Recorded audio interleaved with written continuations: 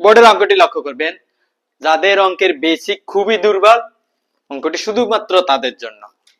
X square minus 7x plus 12, এটা উৎপাদকের বিশ্লেষণ, মানে হচ্ছে মধ্য রাশিকে দুই রাশিতে পরিণত করাটা আমরা শিখবো প্রথমত। আশা করি এই অঙ্কটা আপনারা বুঝার পরে উৎপাদক বিশ্লেষণ সম্পর্কিত কোনো সমস্যা আর থাকবে না, আপনারা পুরোপুরি ক্লিয়ার হয়ে যাবে।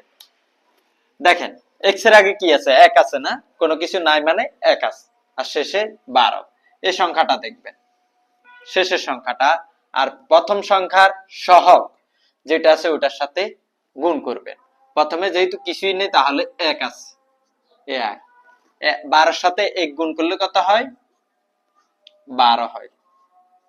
যদি 2 থাকতো তাহলে 2 গুণ করতাম, 3 থাকলে 3 গুণ করতাম, 12 হয়।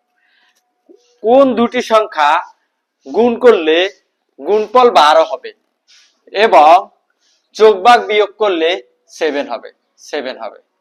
সব সময় মধ্য রাশিকে দুই রাশিতে পরিণত করার সময় আপনারা এই টেকনিকটা ফলো করবেন।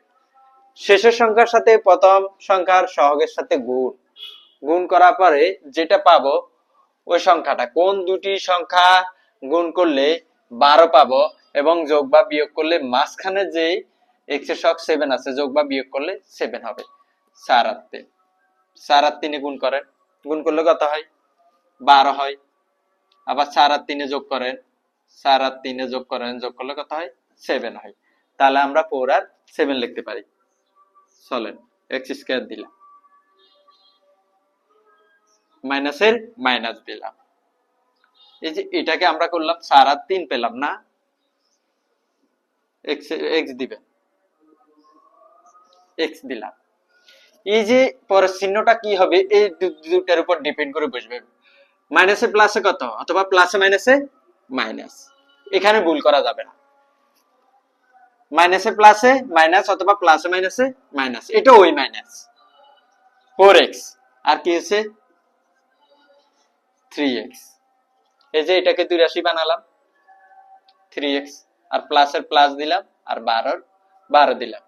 এই যে এটাকে 7x কে আমরা দুইটা বানিয়ে নিলাম, -4x -3x, দেন -4x -3x মিলে কি হয়, 7x হয়। আবার 4 আর 3 গুণ করলে 12 হয়। আশা করি আপনারা বুঝতে পারছেন। মিডল টার্মের সব নিয়ম একই, সেম, আর কোনো নিয়ম নেই, এটাই। চলেন এবার এই দুইটা নিয়ে আমরা কাজ করব। এক্স স্কয়ার -4x থেকে কোনটা কমন যায়, এক্স কমন যায় না, এক্স কমন যায়। কমন মানে ভাগ, এক্স স্কয়ার থেকে যদি এক্স কমন নাই তাহলে আর একটা এক্স থাকে, অথবা এভাবে চিন্তা করতে পারেন, এক্স স্কয়ার কে যদি এক্স দিয়ে ভাগ দিয়ে দিই, এক্স স্কয়ার কে এক্স দিয়ে ভাগ দিলে ভাগফল কত হয়, এক্স হয়, এই যে এক্স, তাহলে এই এক্সটা পেলাম। মাইনাস 4x কে যদি এক্স দিয়ে ভাগ করা হয় তাহলে কি থাকে, মাইনাসে মাইনাস 4 থাকে, বা 4x থেকে আমরা x নিয়ে নিলাম আর শুধু 4 থাকে, এভাবে বলাটা ভুল। মূলত 4x কে কি দিয়ে ভাগ, x দিয়ে ভাগ করলে কি থাকে, শুধু 4 থাকে, কারণ x x এ কাটা শুধু 4। এভাবে মাইনাসের মাইনাস। দেখেন 3x থেকে 3x প্লাস 12 থেকে কত কমন যায়, x তো যায় না, এখানে x আছে, এখানে কি আছে, নাই, তার মানে 3 কমন যায়। দেখেন 3 কমন নিলাম, ব্র্যাকেট দিলাম, 3x থেকে যদি 3 কমন নিই আর শুধু x থাকে না, অথবা এভাবে বলা যায় 3x থেকে x নিয়ে নিলাম, 3 নিয়ে নিলাম আর শুধু x আছে। কিন্তু মূলত বিষয়টা হচ্ছে যে 3x কে কি করলাম আমরা, x দিয়ে ভাগ করলাম, ভাগ করলে কি থাকে, 3 থাকে, বিষয়টা এরকম। কিন্তু আপনাদের বুঝার সুবিধার্থে বলি 3x থেকে আমি 3টা নিয়ে নিলাম আর শুধু x আছে, ব্র্যাকেট দিয়ে x। এবার এই চিহ্নটা কিন্তু এটার উপর ডিপেন্ড করে বসবে, এটা আর এটা তুলনা করে, মাইনাসে প্লাসে মাইনাস, ভুলে প্লাসে প্লাস বসিয়ে দিবেন না, তাহলে ভুল, আর কোনো সমাধান হবে না, ভুল, বিসমিল্লাহতে গলত। অথবা প্লাসে মাইনাসে মাইনাস, অথবা মাইনাসে প্লাসে মাইনাস, এই মাইনাস দিলাম, এই প্লাসে প্লাস বসিয়ে দিলে ভুল হয়ে যাবে। আচ্ছা 12 থেকে তো 3 কমন নিলাম, 12 থেকে যদি 3 কমন নিই আর কত থাকে, 9 থাকে না, ভুল। 12 থেকে 3 কমন না মানে 12 কে কি দিয়ে ভাগ করা, 3 দিয়ে ভাগ করা, 3 ছেড়ে 12, 4 থাকে। কমন মানে ভাগ, এটা চিন্তা করবেন, কমন মানে ভাগ। 12 থেকে 3 নিয়ে নিলাম আর 9 থাকে, এটা যে লিখবে তার ভুল, সেই অঙ্কটা বুঝিনি, তাহলে 4 থাকে। আশা করি আপনারা চিহ্ন এবং সংখ্যার বিষয়গুলো ক্লিয়ার। তাহলে x - 4 কমন, দুইটা থেকে একটা কমন নিলাম, আর এ এক্স আছে, আর এ এক্স আছে, এক্স দিলাম, আর এই মাইনাস থ্রি আছে, মাইনাস থ্রি দিলাম। ঠিক আছে, এখানে কি হবে, শূন্য শূন্য শূন্য। চল, এটা সমান শূন্য, এটা সমানও শূন্য। X minus four equal to শূন্য, অথবা x minus three equal to শূন্য। এটার হওয়ারও কারণ আছে, এটা আমি অন্য কোনো অঙ্কে দেখাবো কেন আমরা শূন্য নিলাম।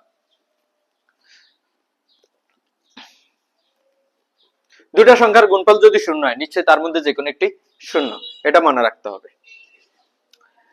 তাহলে এখানে এক্স থাকে, ইকুয়াল টু দিলাম মাইনাস ফোর, ডান পাশে চলে গেল শুধু ফোর। তাহলে এখানে শুধু এক্স নিলাম, আর মাইনাস থ্রি ডান পাশে চলে গেল শুধু থ্রি। তাহলে আনসার হচ্ছে এক্স এর মান কি, থ্রি অথবা ফোর। এক্স এর মান থ্রি অথবা ফোর। দেখেন আনসার আমরা পেয়ে গেছি, এটা হচ্ছে আনসার। আপনারা এই যে মিডল টার্মটা আশা করি বুঝতে পারছেন, এরপরে ভুল হওয়ার কথা না। আর উৎপাদক বিশ্লেষণ সম্পর্কিত কোনো সমস্যা থাকার কথা না, এটা প্রয়োজন আপনারা 2-3 বার করে দেখবেন।